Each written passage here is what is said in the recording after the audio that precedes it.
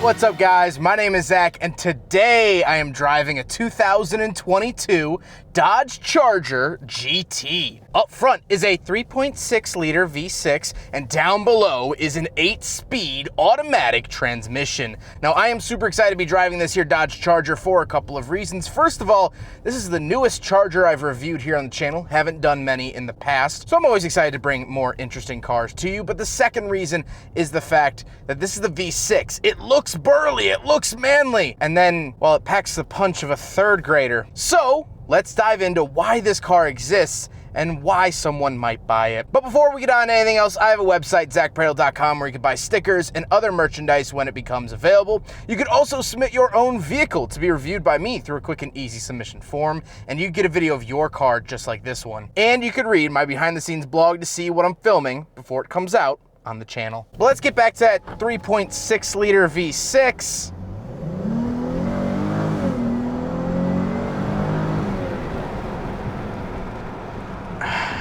That's where my issues start with this car. It's a V6 Charger. I don't see much of a point to it. The Charger is a big, burly, angry, macho car. It's one of the last American sedans you can get on the market with a V8. It's ending at the end of this year, 2023. And so looking at this car with the GT, it looks good.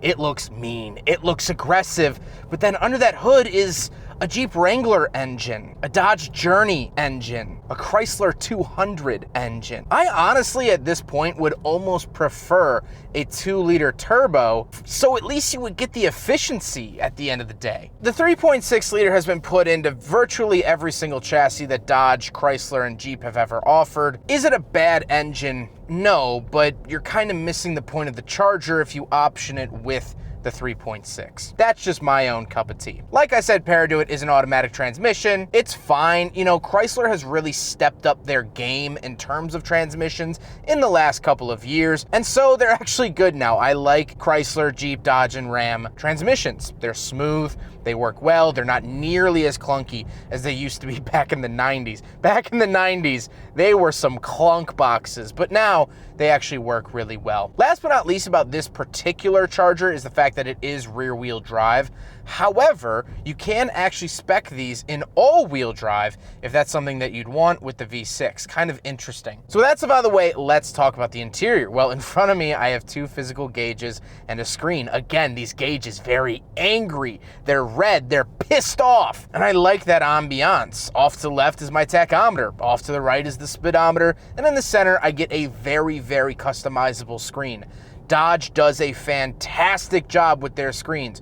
They give you so much information that you can cycle through. I really, really enjoy it. And one thing that was told to me about Dodges that set them apart is that the speedometer, when set to the digital setting, will show you every single mile per hour. So if you accelerate really, really fast, it will show you 45, 46, 47, 48, 49, 50, 51, 52, where most modern cars, if you accelerate, if you gun it, it'll go 45, 48, 52, 53. So I really, really like that Dodge has that attention to detail. On the steering wheel on the left, I have my selector dials for that center gauge cluster screen, as well as the call and voice command buttons. And off to the right, I have my cruise control settings and some dead switches.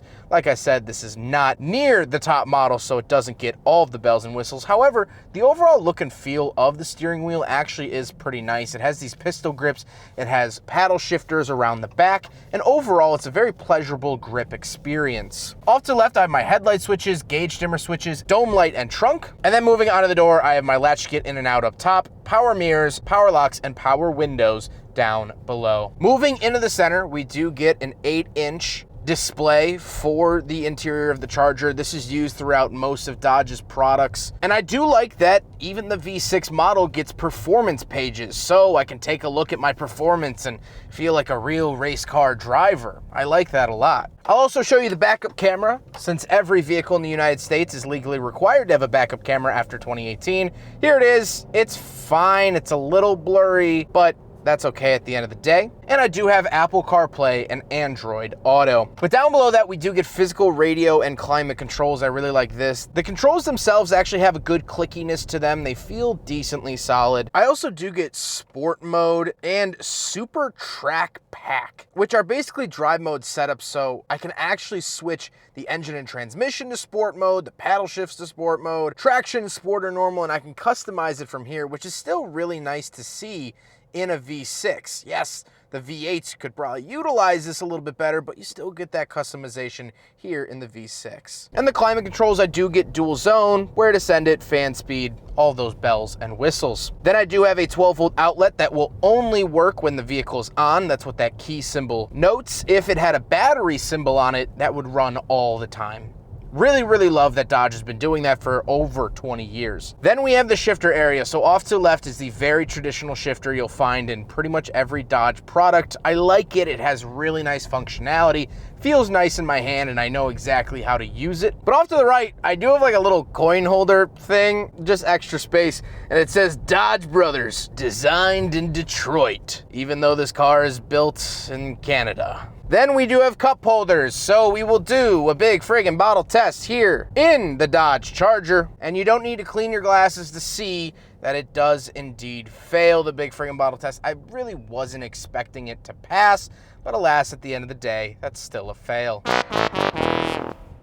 Then I do get a center console with another 12-volt outlet in there. As you can see, that one has the battery on it, so it'll work all the time, no matter if the car is on or off. And then we gotta talk about the seats. Now, these are the base seats. They're cloth. They are power, however, which is a nice option. And overall, I could take them or leave them. They do have decently high bolsters, so that does kind of back up the sportiness of the Charger, the aggressiveness.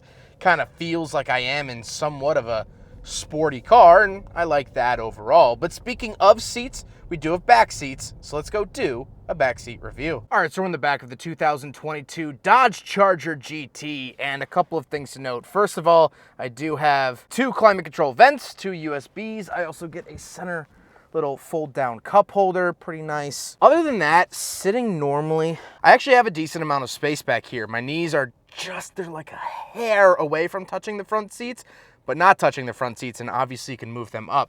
Headroom, again, I'm coming a little close to the ceiling, but I'm not touching it. So I'm very comfortable for the time being, but if I were a little bit taller than 5'11", or a little bit wider, then it might become an issue. But for all intents and purposes, it's actually a fine back seat. I don't really have much to complain about. Let's go hop around the very back. We'll take a quick look at the trunk and cargo space, and then we'll talk about the looks. All right, so around the back of the Dodge Charger GT here on the key fob, I do have a push twice, and look at that, it comes all the way up.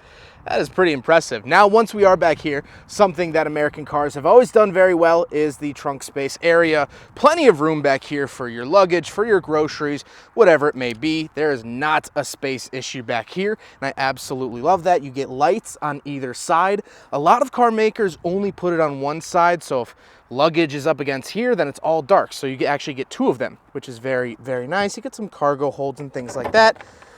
Fold this up and you do get a spare tire, showing you how to do it on a Charger /300 and a Challenger. Kind of fun stuff there. Oh, and the battery's back here, kind of interesting. Other than that, nothing else to really report about the back. Now we got to talk about the looks, and this is hands down the best part of the Charger. First of all, I love this white color. It's very brash, very out there, especially paired with the black wheels. Overall, I love the look and design of the Charger. It looks fantastic. It looks brutal. It looks in your face. It's got these big, adorable headlights, but those headlights might rip your face off. It has a really nice sculpted rear end, and overall, I could say through and through, the Charger has always been a very attractive automobile. So no matter what I might say about it, that will always reign true. Just please, for the love of God, take these silly, stupid yellow bumper guards off. They look super tacky. They don't look cool. Please. But now, let's get on to my final thoughts. What do I think finally driving a 2022 Charger GT? Well, it's kind of interesting to be driving this car right now because Dodge has already come out and said, well, they're ending it. They're ending production at the end of this year. We're in the end game now for this car. They're not going to make any more. This car is going to cease to exist. And that's sad to me because I do really like the Charger platform. If you're going to buy one, Spend the extra money and buy the V8. Do not buy the V6. Please don't. My public service announcement for today is please do not buy V6 muscle cars. Not just because of the performance or what people might say, but there will always be this little itch, this little bug in your ear saying what could have been.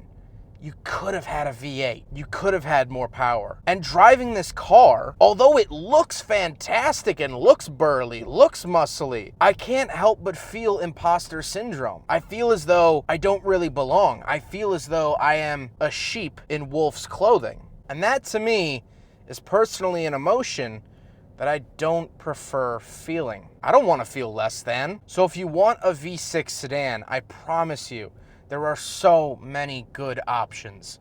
This is not one of them. Get a V8 in the Charger, or don't get the Charger. Get an Infiniti Q50. Get one of the more recent BMW M products with the straight sixes. Get a Cadillac CT4V Blackwing. Driving a V6 Charger is taking the thing that made it so special and throwing it out the window. It's gonna be sad to see this chassis go.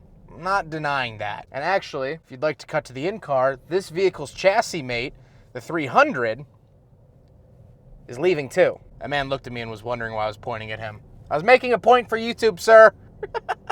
This thing is all show, little go. I hope you guys enjoyed the video. I don't want to sound too negative, and if you do own a V6 Charger, I would genuinely like to hear what you have to say in the comments. I don't bash anyone on their car decisions because you probably bought this car with the best intentions and you probably had different parameters than what I would look for in a car. So I genuinely do want to have a conversation in the comments.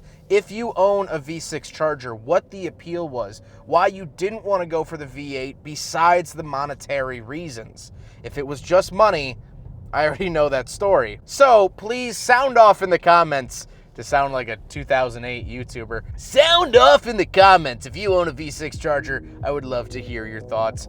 But I hope you guys enjoyed the video. Don't forget to rate the video, comment on the video, and subscribe if you really liked it. Take care, guys.